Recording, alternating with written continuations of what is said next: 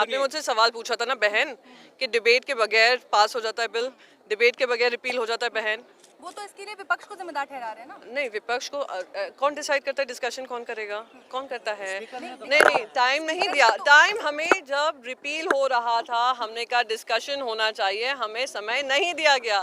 थोड़ा parliamentary procedure अगर समझेंगे आपको हर एक चीज जो पास हुई है वो समझ में आने लग जाएगी कि कल मुझे पार्लियामेंट से सस्पेंड कर दिया गया है। सस्पेंड क्यों किया गया है? क्योंकि वो कहते हैं कि आप जनता की आवाज जोर जोर से उठाते हैं। तो मैं यहाँ पर पूछना चाहती हूँ और इसलिए मैं आप महिलाओं के बीच में पूछना चाहती हूँ, आज अगर एक महिला जनता की आवाज उठाती है, अपने राज्य की आवाज उठाती है, अपने लोगों की आवाज उठाती है, क्या वो गलत है? क्या किसी तरीके से उनका सस्पेंशन होना चाहिए? तो मैं आपको एक ही चीज कहने आई हूँ कि भले ही मैं पार्लियामेंट के बाहर सस्पेंड की गई हूँ, पर मेरी आवाज आप लोगों के लिए बुलंद रहेगी, मेरे महाराष्ट्र के लिए बुलंद रहेगी, मेरे देश के लिए बुलंद रहेगी। और पूरी उम्मीद है कि हम सब महिलाएं मिलकर इस सरकार को मजबूर करेंगी कि जो प्रजातंत्र के उसूल हैं, जो हमारी त्रिपुरा वासियों की मांग है, उस मांगों को पूरी तरीके से पूरा करेंगे और जल्द से जल्द पूरा करेंगे। आप महाराजा के साथ, वो महाराजा सिर्फ दिमाग से ही नहीं, टाइटल से ही नहीं, वो दिल से हैं, आपकी प्रजा के साथ हैं और वो उनको सशक्त आप कर सकती हैं इस प्रजातंत्र में। और मैं उम्मीद करती हूँ यहाँ से जब आप जाएंगे आप उनका पूरा समर्थन देंगे, उनका समर्थन बढ़ाएंगे और ऐसी सरकार जो आप लोगों के लिए काम करेगी उनको जिता कर लाएंगे। और अभी मेरी मांग बस यही है कि जो हमारी त्रिप्रासा वासियों की है, त्रिप्रासा के लिए है, वही मांग हमारी भी है। जय त्रिपुरा, जय त्रिप्रासा, जय हिंद। Thank you. यही कहना चाहती हूँ जो मैंने अभी महिलाओं के समक्ष रखा कि किसी की भी आवाज़ दबाना, बंद करना, रोकना, सस्पेंड कर रोकना, उससे आप उनकी आवाज़ कम नहीं कर सकते हैं, उनकी आवाज़ और बुलंद ही करेंगे। तो सस्पेंड पार्लियामेंट से की गई हूँ, पर पार्लियामेंट के बाहर जनता की आवाज़ उठाती रहूँगी।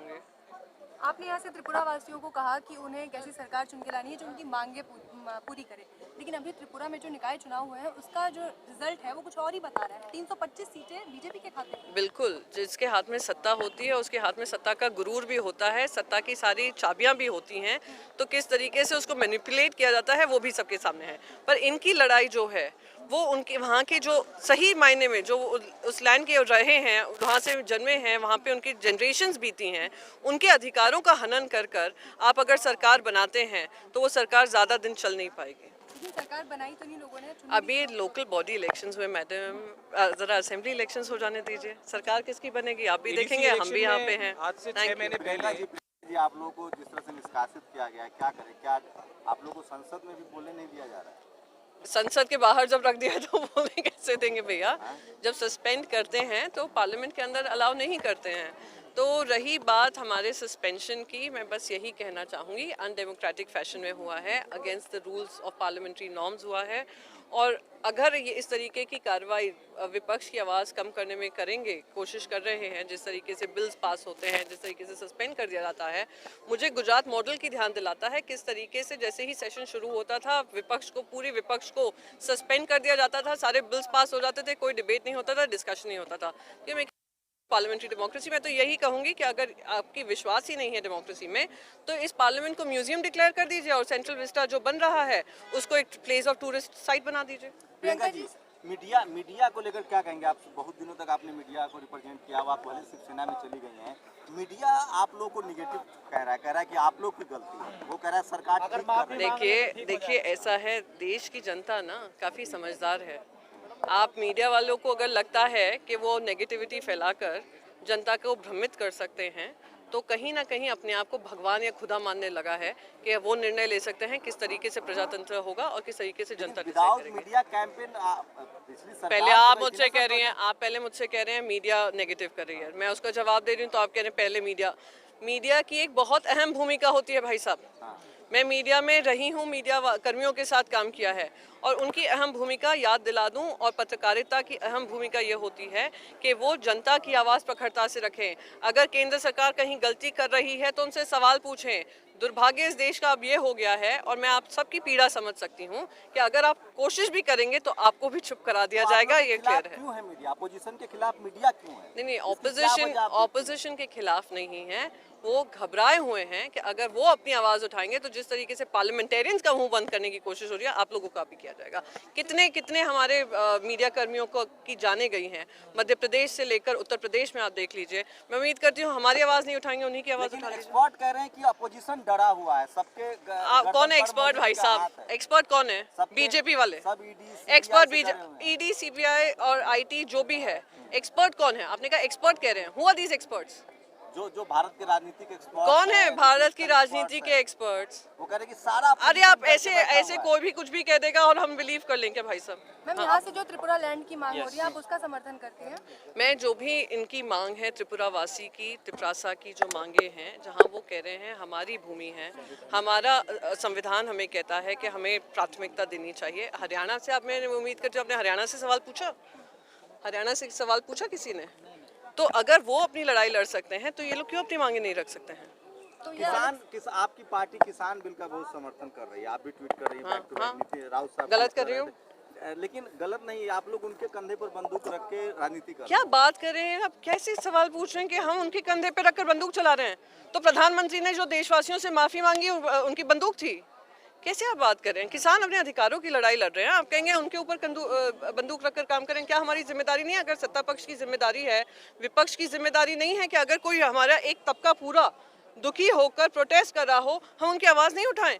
अगर जिम्मेदारी संसद की गरिमा खत्म कर रहे हैं, वो खत्म वो कर रहे हैं जो संसद में विश्वास ही नहीं रखते हैं। और वो कौन है आप जानते हैं, मैं जानती हूँ। बोल नहीं पाएंगे, मैं बोल देती हूँ, भारतीय जनता पार्टी। मैम बिना चर्चा के बिल आया था और बिना चर्चा के ही बिल वापस कर दिया गया। तो वही तो सबसे बड़ा दुर्भाग्य है इस देश का कि बिल आ जाते हैं, डिस्कशन नहीं होता है, किसी तरह के डिबेट नहीं होता है, फिर माफ़ी मांगकर वापस भी ले लिया जाता है। 700 किसान मर जाते हैं इसमें, इतने लोग शहीद हो जाते हैं लखीमपुर खीरी में, उनके ऊपर गाड़ी चला दी जाती है, किसी तरह की कार्रवाई नहीं होती है, मंत्री अपनी जगह पे बैठे रहते हैं।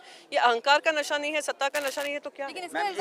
अच्छा लास्ट है, हम आपसे तो लास्ट है। आपका पॉलिटिकल अलायंस रहा है सबसे लंबा बीजेपी से, आप शिवसेना में आप कैसे आकलन करते हैं बीजेपी जो अनडेमोक्रेटिक? Yes it is. आपके मन में अभी भी सवाल है? मेरे में नहीं। आप बेहतर जानते होंगे नहीं, कि आपकी पार्टी लंबे समय मैं तक बेहतर alliance में जानती हूँ या नहीं जानती हूँ, पर इंडियन होने के नाते पॉलिटिकल पार्टी में नहीं भी होती, मैं कहती इट इज अनडेमोक्रेटिक। उम्मीद करती हूँ आप सभी हिम्मत जुटाकर ये कहेंगे। बीजेपी और बिहाइंड द आरएसएस की वजह। This is not a question. सवाल ये था ना कैसे?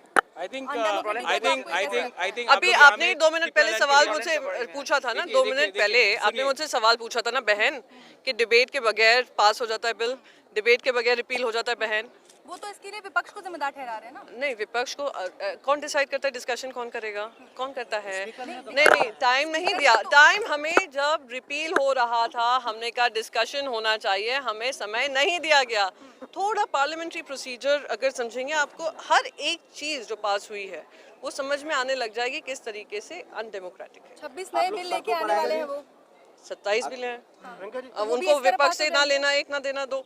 उन्होंने तो डिसाइड कर लिया विपक्ष की आवाज बंद करनी है, पर हम विपक्ष होने के नाते हम आवाज जनता की भाई साहब देखिए, यहाँ में जंतर मंतर में हम लोग 5000 किलोमीटर दूर से आए हैं। एक नॉर्थ ईस्ट का एक छोटा राज्य है, शायद आपके माइंड फ्रेम में नहीं होगा, लेकिन त्रिपुरा भी हिंदुस्तान का एक अंग है। आप सुनिए मेरा बात। हम यहाँ में त्रिपुरा लैंड के बारे में बोलने आए। आपने एक सवाल भी नहीं पूछा है, आप सुन लीजिए। आज अगर हमने एक नॉर्थ ईस्ट का एक छोटा राज्य एक संवैधानिक अधिकार मांगता है, तो बहुत लोग मीडिया में ही कहते हैं देशद्रोही है। ठीक है, नहीं आप जैसे कि आप मीडिया के लिए नहीं बोलते हैं, बहुत लोग पॉलिटिकल पार्टीज के लिए भी नहीं बोलते हैं। हमारा यहाँ में आज डिमांड है कि अंडर आर्टिकल कॉन्स्टिट्यूशन 2 और 3 हमें एक सेपरेट राज्य चाहिए of Tripura land, greater Tripura land. इस बात को भी आप हाईलाइट कीजिए। दिल्ली के बाहर भी बहुत बड़ा इंडिया है और उसको भी आपको थोड़ा सा समझना और सुनना चाहिए। थैंक यू, धन्यवाद।